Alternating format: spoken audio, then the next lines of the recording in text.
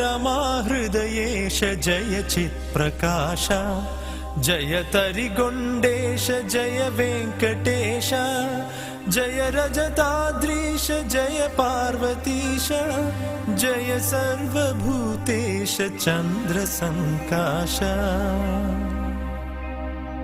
जय निखिलाध्यक्ष जय पङ्कजाक्ष जय दितिसुतशिक्ष जय भक्तरक्ष जय सत्यचारित्र जय फालनेत्र जय परमपवित्र जय पञ्चवक्त्र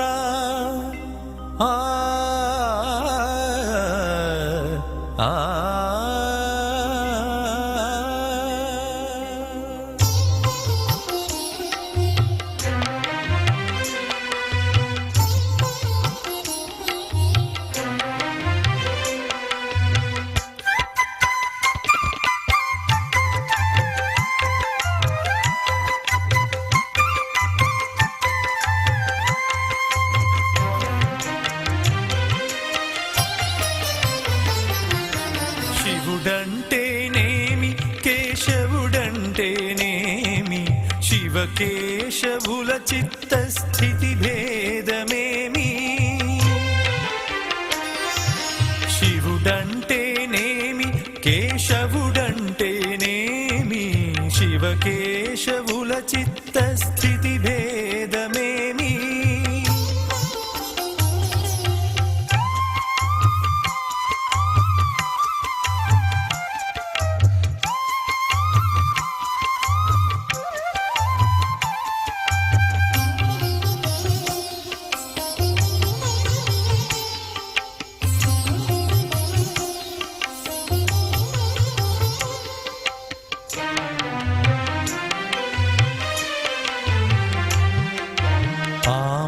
महादेवुडे अच्युतुडाये श्री महाविष्णुवे शिवरूपमाये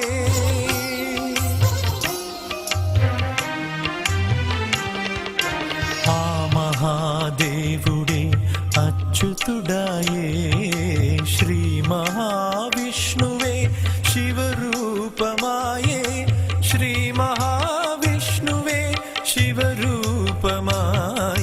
శివుడంటేనేమి కేశవుడంటేనేమి శివకేశవుల చిత్తస్థితి భేదమేమి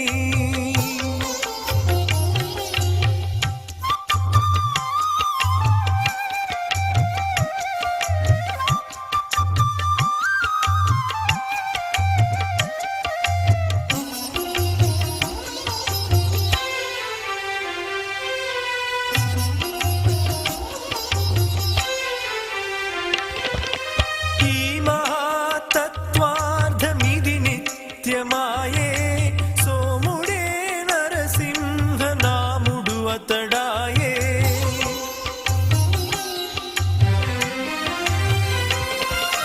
ఈ మహాతత్వార్థమిది నిత్యమాయే సోముడే నరసింహ నాముడు అతడాయే సోముడే నరసింహ నాముడు అతడాయే శివుడంటేనేమి కేశవుడంటేనేమి శివకేశవుల చిత్తస్థితి భేదమేమి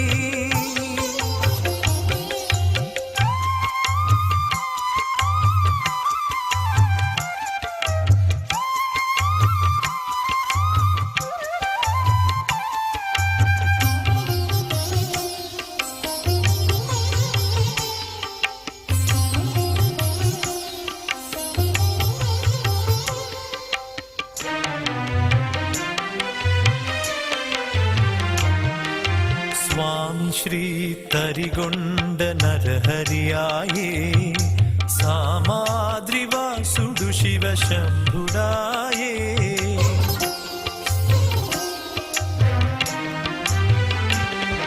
स्वामी श्री तरिगोण्ड नरहरियाये सामाद्रिवासुडु शिव शंभुडाये सामाद्रिवासुडु शिव शंभुडाये శివుడంటేనేమి కేశవుడంటే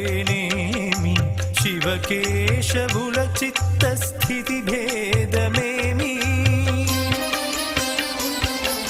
శివుడంటేనేమి కేశవుడంటేనేమి శివకేశవుల చిత్తస్థితి భేదమేమి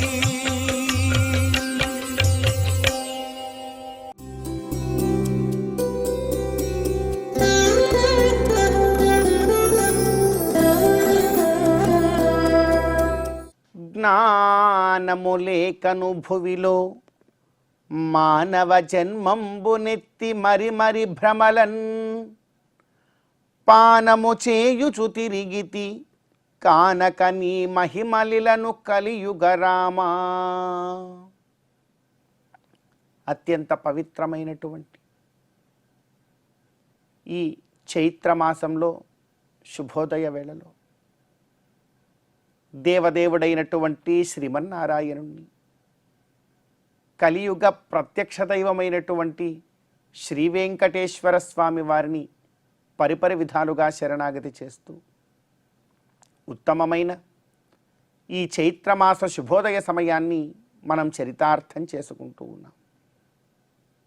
ఈ చైత్రమాసంలో మనందరి యొక్క ప్రధానమైనటువంటి కర్తవ్యం గోవిందుడి యొక్క ఆరాధన.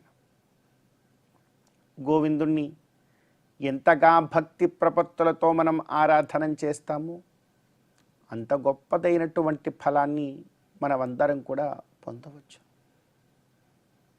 ఈ చైత్రమాసంలో మనందరికీ ప్రధాన దైవం ఎవరు, మనమందరం కూడా శరణాగతి చేయడానికి అంటే ఆ భగవంతుడు ఒక్కొక్క మాసంలో ఒక్కొక్క రూపంతో నామంతో మనల్ని అనుగ్రహించడానికి సిద్ధంగా ఉన్నారు. చైత్రాదీనాంతు మాసానాం విష్ణువాదీనాం అనుక్రమాత్ అంటారు. ఈ చైత్రమాసంలో మనం శరణాగతి చేయవలసిన ప్రధాన దైవము ఎవరు అంటే మహావిష్ణువు. మహావిష్ణువు అంటే ఎవరండి? విశ్వవ్యాపకశీలద్వాద్విష్ణు. ఆయన విశ్వవ్యాపకశీలుడు. సకల విశ్వమంతా కూడా తానున్నటువంటి వాడు. నువ్వు వెనక చూసినా, ముందు చూసినా, ప్రక్కల చూసినా, పైన చూసినా, కింద చూసినా వారే ఉంటారు తప్ప చివరికి నీలో కూడా వారు తప్ప వేరొకరు ఎవరూ కూడా లేనటువంటి ఆ భగవతత్వాన్ని మనమందరం కూడా విష్ణుతత్వము అని పిలుస్తూ ఉన్నాం. అటువంటి విష్ణువుని ఈ చైత్రమాసంలో మనమందరం కూడా ఆరాధించాలి. అయ్యో, అటువంటి విష్ణువుని ఎలా ఆరాధించాలండి? వారు ఎక్కడుంటారని పాద్యం ఇవ్వాలి, వారు ఎక్కడుంటారని అర్ఘ్యం ఇవ్వాలి, వారికి ఒక చిన్న ఫలాన్ని నివేదించాలంటే ఎడుదిరిగి నివేదించాలి. ఇలా ఉన్నటువంటి మన యొక్క పరిస్థితిని గమనించే భగవంతుడు అనేకానేకమైనటువంటి అవతారాలలో వచ్చాడు. ఈ రోజున విశేషించి ఈ చైత్రమాస శుక్లపక్ష విదియ రోజున, ఈ అశ్విని నక్షత్రం రోజున మత్స్యావతార జయంతిని మనమందరం కూడా జరుపుకోవాలి. ఈరోజు ఆ మొట్టమొదటి అవతారంగా ఆ మహావిష్ణువు తన యొక్క విశ్వవ్యాపకశీల రూపమైనటువంటి ఆ తత్వాన్ని, ఔపనిషత్తత్వాన్ని వీడి ఒక రూపంలోకి వచ్చినటువంటి రోజు, మొట్టమొదటి అవతారం మత్స్యావతారము జన్మించినటువంటి రోజు ఈ రోజున. కనుక మనమందరం కూడా ఆ మత్స్యనారాయణ స్వామి వారి యొక్క ఆరాధనాన్ని చాలా గొప్పగా ఆచరించాలి. అంతేకాకుండా ఈ చైత్రమాస వసంత నవరాత్రులలో ప్రధాన దేవుడు ఎవడు? అదే మహావిష్ణువే. ఆ మత్స్యనారాయణుడే మనకు ధర్మాన్ని నేర్పడానికి శ్రీరామచంద్రస్వామి వారి యొక్క రూపంలో వచ్చి ఉన్నాడు కదా. ఆ రామచంద్రుడికి ఆరాధన చేయాలి. ఇదా చూశారా, మన యొక్క ధర్మము ఎంత చక్కని ఆరాధన క్రమాన్ని మనం అర్థం చేసుకోవాలని తెలుపుతోందో. రామచంద్రుడు తదంతర్యామి అయినటువంటి మత్స్యనారాయణుడు, తదంతర్యామి అయినటువంటి మహావిష్ణువు, ఇలా మనం ఆరాధన చేయాలి. వీరిలో ఎక్కడా భేదము లేదనేటువంటి తత్వాన్ని కూడా మనం అవగతం చేసుకోవాలి. అలా అవగతం చేసుకుంటూ జ్ఞానము లేకను భువిలో, నాకు జ్ఞానము లేదయ్యా, ఎందుకంటే నీ తత్వం ఈ విధంగా ఉంటుందని అర్థం చేసుకోగలిగేటువంటి జ్ఞానస్థితి మాకెక్కడిది గోవింద. కనుకని జ్ఞానము లేకను భువిలో మానవ జన్మంబునెత్తి మరి మరి భ్రమలన్, ఈ మానవ జన్మాన్నెత్తి భ్రమలలో కొట్టుమిట్టాడుతూ ఉన్నాను. మహావిష్ణువు అంటే వేరొకరెవరో అనుకుంటున్నాను, మత్స్యనారాయణుడు అంటే ఇంకోరెవరో అనుకుంటున్నాను, రామచంద్రుడు అంటే వారిద్దరికన్నా వేరుని అనుకుంటూ ఉన్నాను. కాదు కాదు, వీరందరూ ఒకరే. మత్స్య కూర్మ వరాహ నారసింహ వామన పరశురామ రాఘవ ఇలా సకల అవతారములను ఎత్తినటువంటి వాడు సాక్షాత్తు ఆ మహావిష్ణువే. కేవలం ఈ అవతారాలు మాత్రమే కాదు, నా కంటికి కనపడుతూ ఉన్నటువంటి సకల ప్రాణి, సకల చేతన అచేతన వర్గమంతా కూడా ఆ శ్రీమన్నారాయణుడే అనేటువంటి జ్ఞానం మాకు కలగాలి. కానీ సంసారంలో కొట్టుమిట్టాడడం వలన, ఈ సంసారము మీద ఉండేటువంటి మక్కువ వలన ఆ జ్ఞానం మాకు కలగట్లేదయ్యా. అందుకని జ్ఞానము లేకను భువిలో మానవ జన్మంబునెత్తి మరి మరి భ్రమలన్ పానము చేయుచు తిరిగితి కానకని మహిమలిలను కలియుగ రామ. ఓ రామచంద్ర, ఓ కలియుగ రామ, మమ్మల్ని అనుగ్రహించవయ్యా. ఎవరు కలియుగ రాముడంటే గోవిందుడే కలియుగ రాముడు, ఆ శ్రీ వెంకటేశ్వరుడే కలియుగ రాముడు. ఓ కలియుగ రామ, మమ్మల్ని అందరినీ కూడా అనుగ్రహించవయ్యా. ఇకనైనా ఈ సంసారపు మాయలో నుండి బయటకు వచ్చి నిజమైనటువంటి ఆత్మతత్వ జ్ఞానాన్ని పొందగలిగేటువంటి అనుగ్రహాన్ని ఈ నవవసంతంలో, ఈ వసంత నవరాత్రులలో రామచంద్రుడి యొక్క రూపంలో నీ వచ్చి మాకు ధర్మాన్ని నేర్పవయ్యా అంటూ మనమందరం కూడా ఈ చైత్రమాసంలో గోవిందుణ్ణి మనసారా కోరుకోవాలి. అలా కోరుకుంటూ మరి ఈరోజు తిథివార నక్షత్రాలలో ఉండేటువంటి తాత్వికతని కూడా మన జీవితానికి అన్వయించుకునే ప్రయత్నం చేద్దాం. ఈ రోజున చైత్రమాస శుక్లపక్ష విధియ తిథి. ఈ విధియ తిథి రోజున మనమందరం కూడా విశేషించి ఈ రోజున ఈ చైత్రమాస శుక్లపక్ష విధియ రోజున మత్స్యనారాయణుడి యొక్క ఆరాధనాన్ని మనమందరం కూడా తప్పక ఆచరించే ప్రయత్నం చేయాలి. ఆ కైంకర్యమే యదా యదా హి ధర్మస్య గ్లానిర్భవతి భారత అభ్యుత్థానమధర్మస్య తదాత్మానం సృజామ్యహమని భగవంతుడి యొక్క సంకల్పము ఏదైతే ఉన్నదో ఆ సంకల్పానుసారం తాను వచ్చినటువంటి మొదటి రూపం మత్స్యావతార రూపం. ఆ రూపాన్ని కనుక మనం ఆరాధించినట్లయితే మనకెప్పుడు కష్టం వచ్చినా కూడా భగవంతుడు అలా ఏదో ఒక రూపాన్ని ధరించి వచ్చేస్తాడనేటువంటి అనుగ్రహాన్ని మనమందరం కూడా పొందవచ్చు. ఇంకా విశేషించి ఈ రోజున అశ్విని నక్షత్రం, అశ్విని దేవతల యొక్క స్మరణము ఆయురారోగ్యదాయకం మనందరికీ కూడా. ఇంకా విశేషించి ఈరోజు వారం సోమవారం.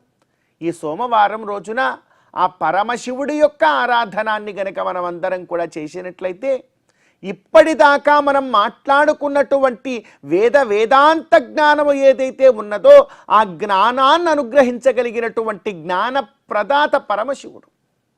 కనుక జ్ఞానప్రదాత అయినటువంటి ఆ పరమశివుడి యొక్క ఆరాధనతో చక్కని భగవత్తత్వ జ్ఞానాన్ని కూడా పొందే ప్రయత్నం చేయాలి. ఇలా ఈ తిథివార నక్షత్రాది దేవతల యొక్క ఆరాధనను వారు అనుగ్రహించేటువంటి ఫలాన్ని కూడా మన జీవితానికి అన్వయించుకొని వేదోక్తమైనటువంటి భగవత్ కైంకర్య మార్గంలో ముందుకు సాగుతూ ఈ చైత్రమాస శుభోదయ సమయాన్ని మనం చరితార్థం చేసుకుందాం.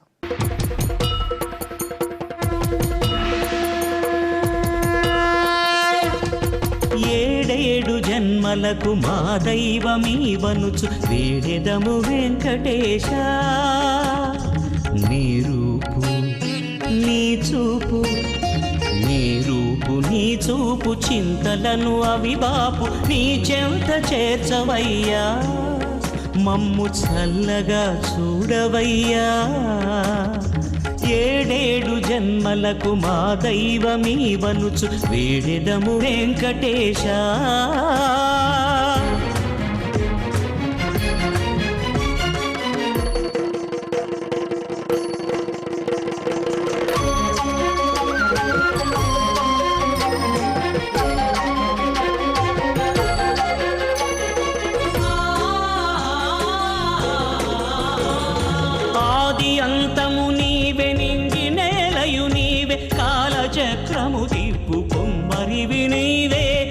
జగతినొక త్రాటిపై నడిపేవయ్యా సొంపుగా మరిన శంకు చక్రాలు దుష్టులను కూల్చగా ధరించావయ్యా కోనేటి రాయా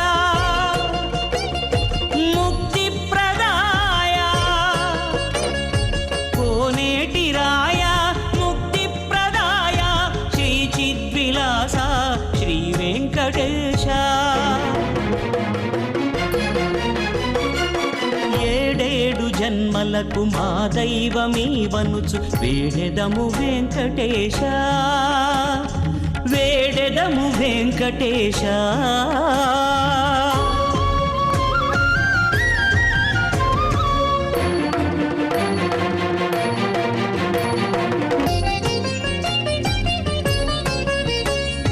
జీవధాతువు నీవే మరణ హేతువు నీవే నటనమాడించేటి సూత్రధారివి నీవే ఆత్మ పరమాత్మతో కలిపేవయ్యా నిండుగా నుదుటిపై మూడు నామాలతో మూడు మూర్తుల అంశ నీవేనయ్యా కరుణా ప్రపూత బుద్ధి ప్రదాత కరుణా ప్రపూత బుద్ధి ప్రదాత శ్రీచంద్రహాస శ్రీ శ్రీనివాస ఏడేడు జన్మలకు మా దైవమీవనుచు వేడెదము వెంకటేశ నీ రూపు నీ చూపు నీ రూపు నీ చూపు చింతలను అవిబాపు నీ చెంత చేర్చవయ్యా మమ్ము చల్లగా చూడవయ్యా ఏడేడు జన్మలకు మా దైవమీవనుచు వేడెదము వెంకటేశ.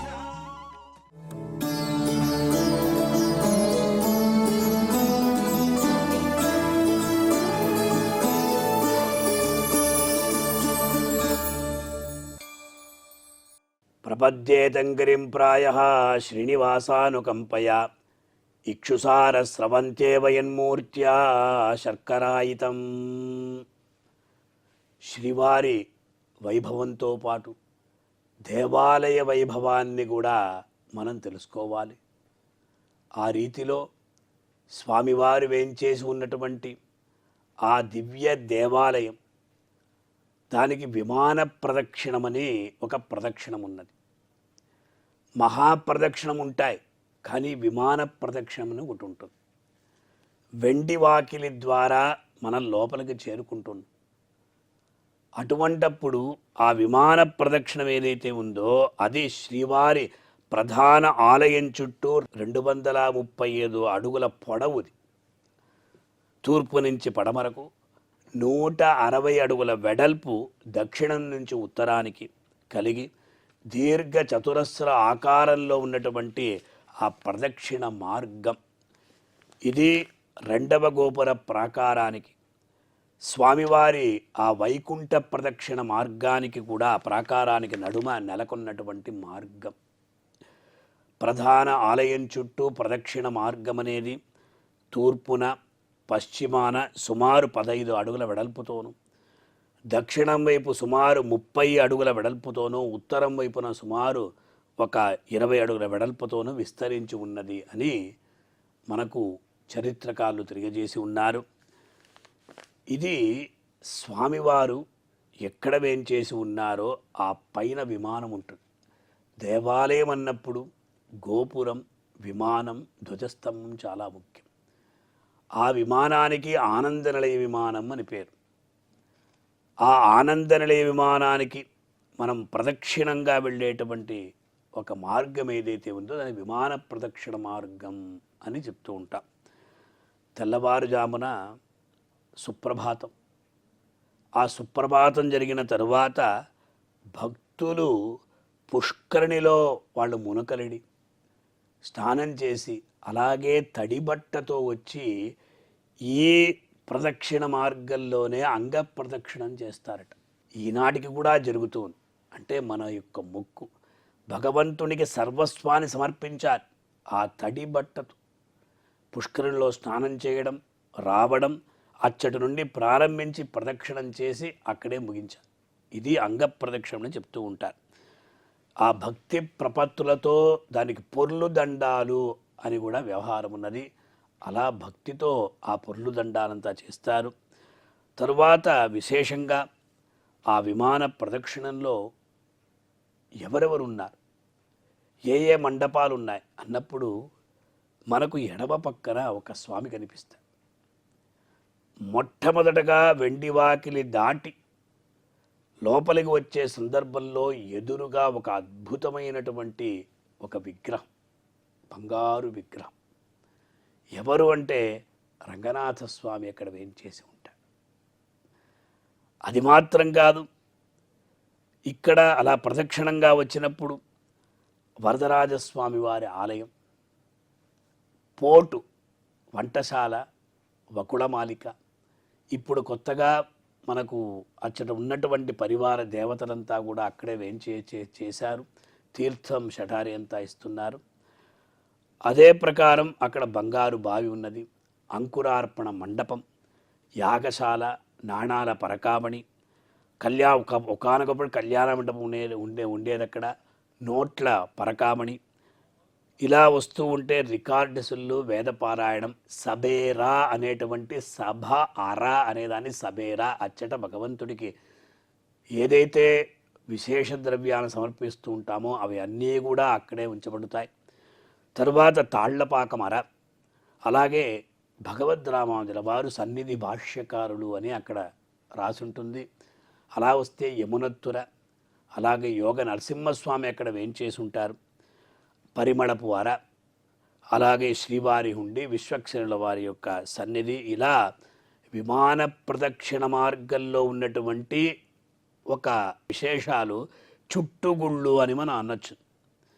ఇవన్నీ కూడా మనం ముఖ్యంగా ఎక్కడెక్కడ ఏమేమి ఉన్నాయి అని చెప్పినప్పుడు వరదరాజస్వామి వేంచేసి ఉన్నాడన్నాం, అలాగే రంగనాథుడు వేంచేసి ఉన్నాడు. రంగనాథుడు ఎందుకు అక్కడ వేంచేసి ఉన్నాడు, వరదరాజస్వామి ఎందుకు వేంచేసి ఉన్నారు, ఈ వంటశాల ఎప్పుడు ఇక్కడ స్థాపితమైనది, ఇవంతా కూడా మనం ఒక్కసారి తెలుసుకోవడానికి ప్రయత్నిద్దాం. ఎందుకంటే భగవద్ దేవాలయంలో ఉన్నటువంటి అన్నీ కూడా మనకు శ్రేయోదాయకములు. ఓం నమో వెంకటేశాయ.